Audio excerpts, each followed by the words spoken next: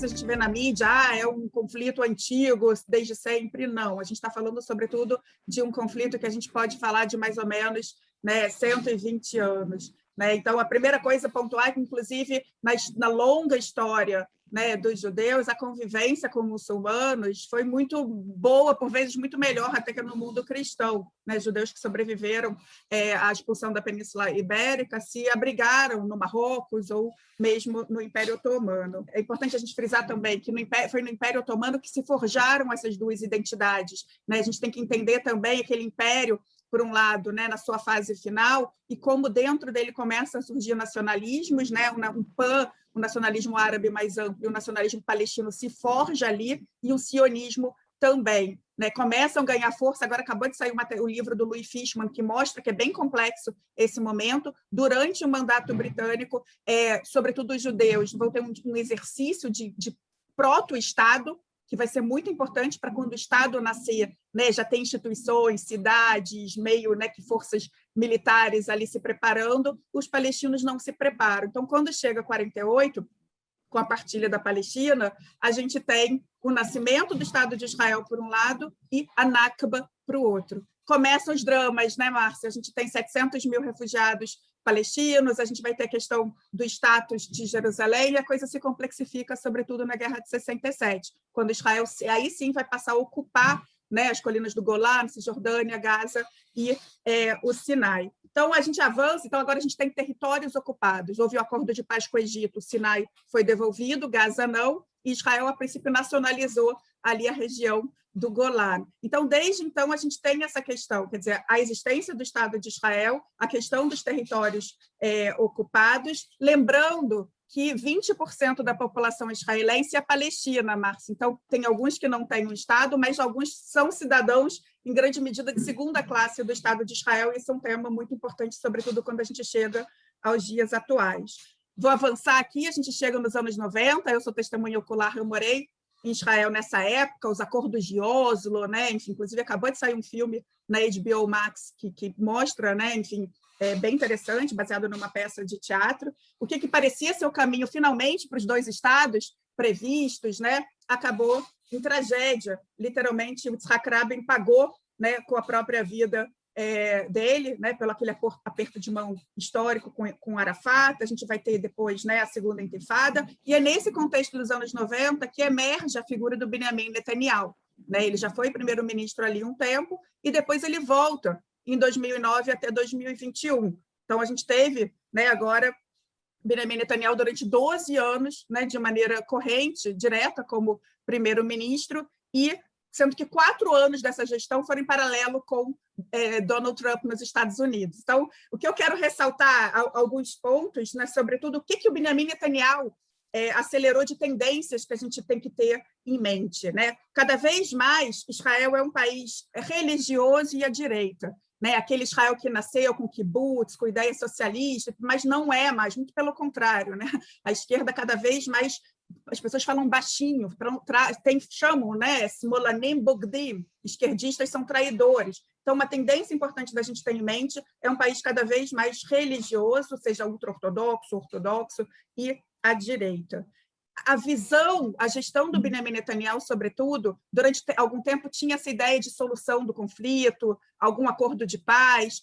Sobretudo com Benjamin Netanyahu, a gente tem que eles chamam de Niul HaSichsukh, gestão do conflito. Quer dizer, não tem solução, não tem com quem conversar. Israel saiu do sul do Líbano, Hezbollah foi lá e disse, né, que foi o vencedor. Israel sai de Gaza, né, tira os colonos na porrada em 2005 e o Hamas é eleito em 2006. Então, não tem com quem negociar e vai ser essa tal de gestão do conflito, cada vez mais com uma narrativa muito militarizada. Na área de relações internacionais, de uma forma mais geral, né, os últimos anos têm sido marcados, né, por uma discussão sobre processos de securitização e de militarização, na verdade, na ordem inversa. Né? E o que é isso, né? Colocado de uma forma bem sucinta. Né? Securitização diz respeito a processos em que são definidas ameaças e há um processo de mobilização de forças para que essas ameaças sejam enfrentadas. E à medida que essas ameaças vão se tornando ameaças a própria existência de entidades, né, ameaças existenciais mesmo, as regras vigentes de interação, em particular as regras democráticas, elas podem ser suspensas. E o que a gente observa, né, no universo político de uma forma mais geral, né, uma crescente securitização de temas que antes não eram securitizados, não eram tratados como ameaças existenciais. E me parece, inclusive, que essa realidade ela serve, de novo, pegando aí o diálogo com a Monique, ela serve como parte da explicação, né, para a emergência, né, desses novos partidos, movimentos, líderes de extrema-direita que se sentem muito à vontade, né, numa narrativa de ameaça existencial. Então, você tem essa crescente tendência. E, ao mesmo tempo, uma discussão sobre uma crescente tendência à militarização. Não necessariamente no sentido de golpes de Estado, dos militares chegarem propriamente ao poder, mas no sentido muito mais amplo, sociológico, né, de militarização das relações sociais. Né? E aí tem uma discussão enorme sobre isso, mas diz respeito também à influência dos militares, à influência da forma de vida militar, a influência de uma forma de vida em que se preparar para a guerra ou até exercê-la é absolutamente central. Então, eu queria salientar que, para entender a relação entre Israel e os palestinos, hoje, esses dois conceitos são fundamentais, porque são relações altamente securitizadas e altamente militarizadas. Em particular, a relação entre Israel e o Hamas, né, que a gente viu se desenvolver nessa última explosão do conflito. Mais do que isso, eu queria chamar a atenção para o fato de que esses dois processos conjuntos, não é um ou outro, os dois ao mesmo tempo, de securitização e militarização, se dão em 4 dimensões diferentes. Numa dimensão regional, numa dimensão trilateral, envolvendo palestinos, israelenses e o Egito, numa dimensão bilateral, que envolve Israel e os palestinos, e em dimensões nacionais, tanto em Israel, o quanto no Egito, o quanto no contexto palestino. A região é uma região muito complexa, em que você tem mudanças muito importantes no século XXI em relação ao balanço de poder na região, e esse jogo de poder em constante mutação e muito instável, ele favorece o processo de securitização e o processo de militarização.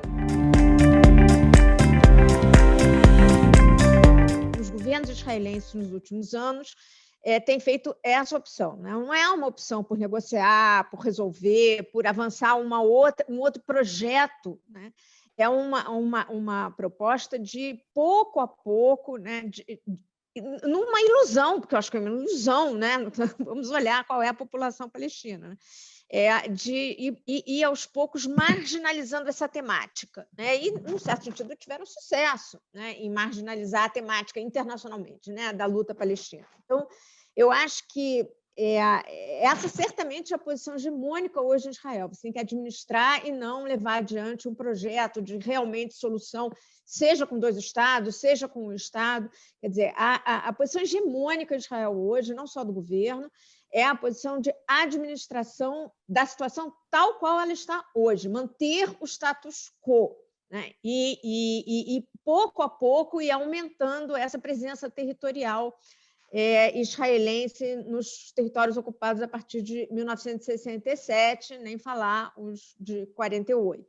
Então, o que chama a atenção aí é a necessidade de pressão internacional de diferentes formas para que haja uma modificação dessa posição, para que seja possível imaginar um processo de negociação. Óbvio que a pressão mais significativa e que tem mais impacto é a pressão norte-americana. Então, as mudanças políticas no Partido Democrata, nos Estados Unidos, que ocorreram nos últimos anos, né, é o que mais me dá otimismo em relação a uma possibilidade de mudança ali.